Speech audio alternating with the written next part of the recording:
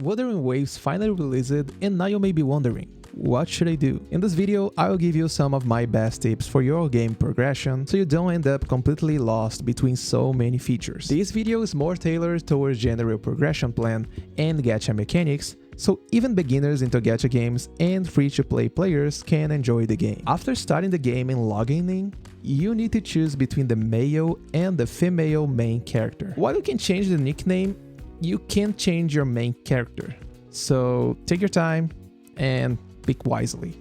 You don't need to stretch too much about this, but as soon as you take control of your character, you can find materials through the map. I strongly advise you to gather as much as you can, since those materials come in hand later in the game. Interactive maps can help you find and track chests scattered to the map. Just keep in mind those maps are not made by Kodo Games itself, so new content can take some time to get updated.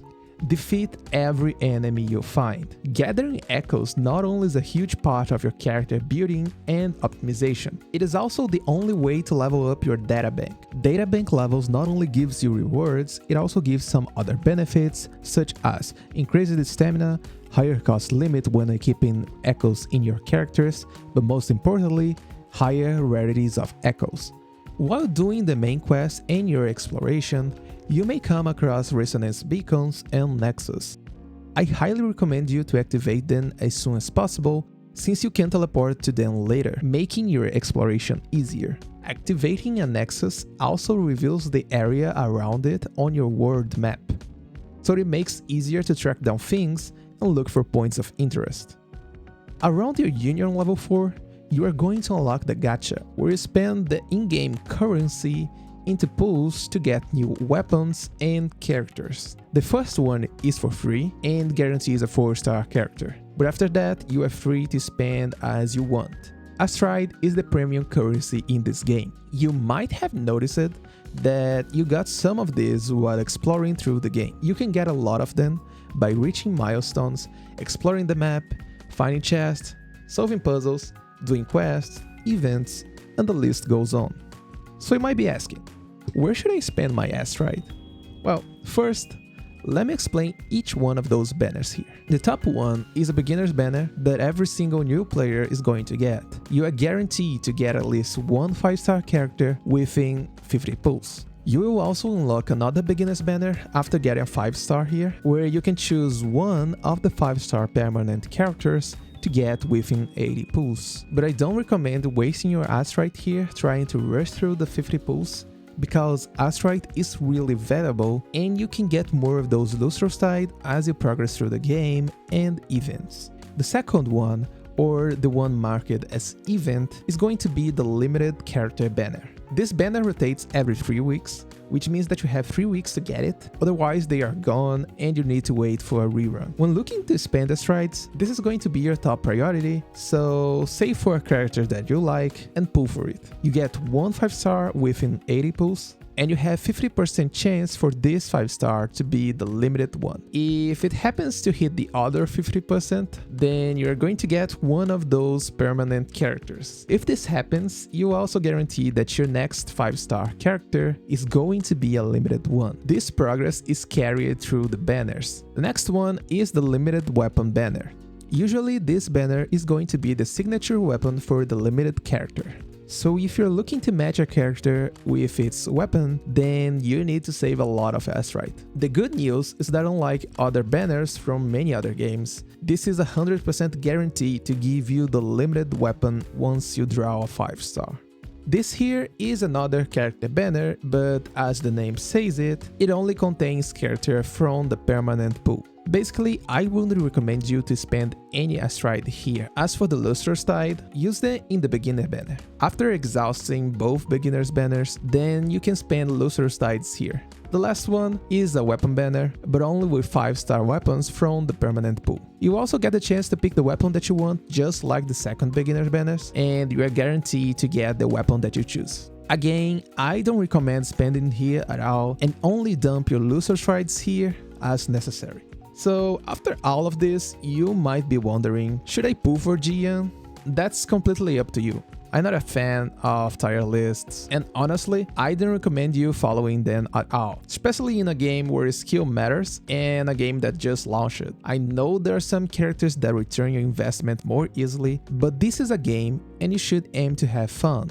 Pull for your waifu, pull for your husbando, pull for flash mechanics, pull for whatever the reasons are going to make you happy. Just don't go overboard and spend more than you can. When rolling the gacha, you get Oscillate and Afterglow corals. These corals can be used in the shop to trade for resources, more gacha pulls, and even duplicates for your characters. For the Afterglow coral, which is the rarest one, I recommend saving them for duplicates since some resonance can be game changing, both for 4-star character and 5-star as well. Only exchange them for more gacha pulls if you're in a pinch and don't want to miss the current 5-star character. Oscillated coral drops in a higher rate, so I highly recommend you to buy all the gacha pulls here and save the rest for the next patch. This store resets every patch, so unless you plan to pull every single patch, it's wiser to avoid spending corals on resources and instead focus only on buying more pulls. There's also a bundle tab on the shop where you can find some free level bundles that give you resources and gacha pulls as you progress through the game. Now that we're finished with the gacha mechanics and hopefully everything has been explained, we can go back to the general progression through the game. I highly recommend you to grab new food recipes as you explore the game, since you can get some rewards just by cooking and crafting items. As a beginner, you probably won't have enough spare materials, so you can save this for later. Doing puzzles not only rewards you with chests, which contain a stride and the Union experience, it is usually going to help you explore the map, making it easier to find other puzzles, Sonan's caskets, and other points of interest. If you rather not detour from what you're doing, then at least pin them on the map so you can come back later.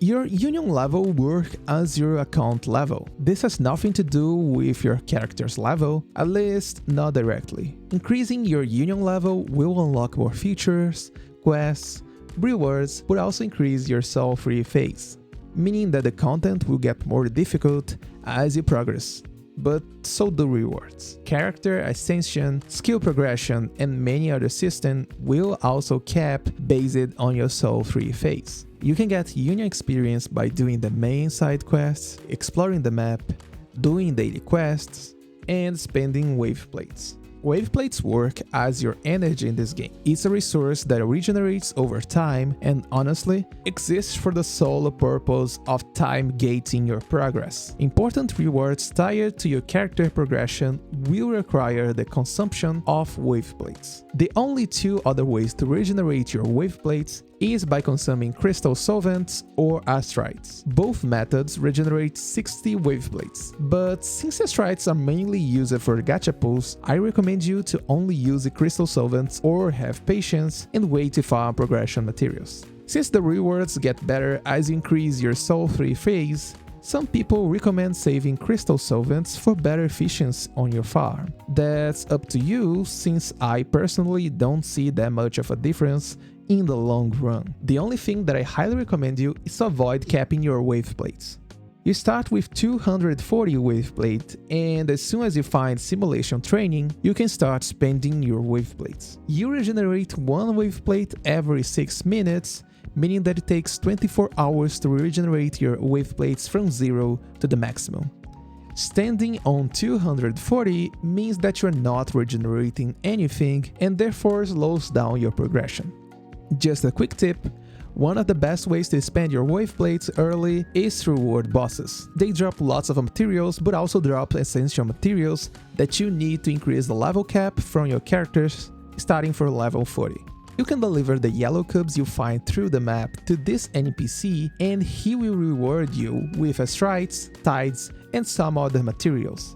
You can spot these caskets while exploring by looking at the minimap on your corner. Side quests are a good source of Union experience and astrites, but also offer some other content for you to do. While exploring, you find some NPCs with a blue question mark on the map.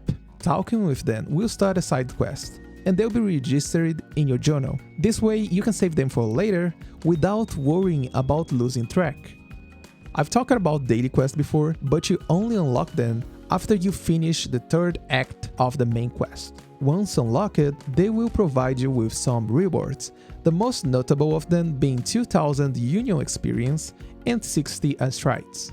When unlocking daily quests, you also unlock milestones. These work as a general guideline for your character progression, but they fail to explain why you need to do those things. So I prepared some tips regarding character progression as well.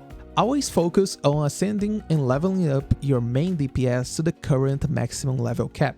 Their weapon should also be leveled up, but avoid investing too much if your current weapon is a 3-star or lower weapon. You should be focusing your resource on 4-star and 5-star weapons. Also, check if you can upgrade your skills and level up them as needed, since every character has a different playstyle, and this aims to be a more general guide. I won't recommend anything specific here. Reading the skill info and playing with the character will help you understand what should be your top priority. Alright, this is going to be really long, but now we're going to talk about echoes. I said in the beginning of the video to capture as many echoes as you can. That's because echoes work as equipment here, and you should always focus on tier 5 echoes.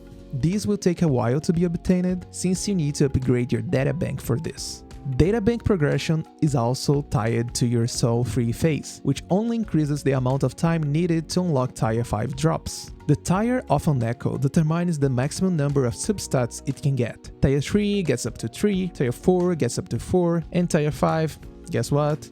5 substats. Since each tier has its specific tuner, if necessary, you can upgrade your tier 3 and 4 echoes without losing many resources. They can also be consumed for experience when increasing your echo level. Besides rarities, echoes also come with 3 different costs: 1, 3, and 4 cost echoes. 1 cost echoes we always have attack percentage, defense percentage, and HP percentage as the main stats. For this, you usually focus on attack percentage echoes, but I always recommend you to read your character skills to check what stats they scale with. 3 costs can have elemental damage bonus, energy regen bonus, and once again, attack, defense, and HP percentile bonus. Here, you usually look for your character-specific elemental damage bonus, but supports and characters that already have elemental damage bonus on their kit can benefit from energy regen as well. 4 costs can have crit rate,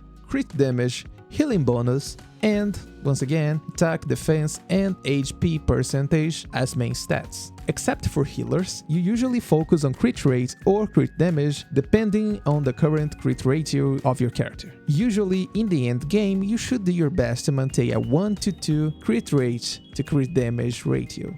As for the substats, there are a lot of possibilities, and up to this video recording, I haven't come through any list of possible substats. But the general idea is that anything that increases your DPS are great substats. For healers and supports, increasing energy regen and healing output can also be a good option. Echoes also have set bonus, and usually you want to aim for the 5 set bonus on all your characters. If you're lacking good pieces, you can go for 2 different 2 set bonuses instead of the 5 set bonus. Keep in mind that repeated echoes will not count for the set bonus, so you need a variety of echoes to fill up your character. If you are a DPS, aim for your element 5 set bonus. Supporters can increase auto skill and spotting capabilities, and healers also have a set that increases healing potential while increasing your DPS character's output. That was a lot to explain, but we're finally done with the echoes explanation. For my final tips, I'll leave some combat tips so you can progress through the current content more easily. Avoid mashing and focus on parrying. This is a common problem for new players. The urge to simply mash your attack button and rely on lucky timing or dodges to avoid losing HP. In Wuthering Waves, parrying is the best way to deal toughness damage to an enemy. Bosses and huge enemies will have a toughness bar under the HP bar. When the toughness gets depleted, they'll be stunned for a couple of seconds, meaning that you can deal as much damage as you can without getting retaliation. Learning your character moves and boss rotations is really important. Since each character has different animations, this can lead to missing the correct timing for parrying a boss attack. Besides basic attacks, skills, echoes, and inter-skills can also be used to parry enemies' attacks. So don't worry if you eventually hit a wall. You don't need to swipe your credit card to pass the wall. Just take your time learning patterns and you'll be able to pass through it. And also, don't forget about dodging. If you mess up your rotation or even feel like your timing was a little bit off and won't hit the parry window, you can always dodge as a secondary option. Dodging won't deplete the enemy toughness bar, but will surely save you some HP. Dodge cancels your current animation, which sometimes can lead to even cancelling your skill animation and not dealing any damage. Some attacks also can be parried, so dodging is the only option. Dodging requires good timing as well, so once again, if you're struggling, learning the boss pattern is really important. And that's it for my beginner's guide for Wuthering Waves. I did my best to sum up all the game mechanics for new players and to make it as much as general as possible. I plan to make another video talking about team composition, so keep an eye on the channel. If you have any other question, feel free to leave a comment down below. And if you like the video, click on the like button and consider subscribing as well. Thanks for watching, and I'll see you in my next video.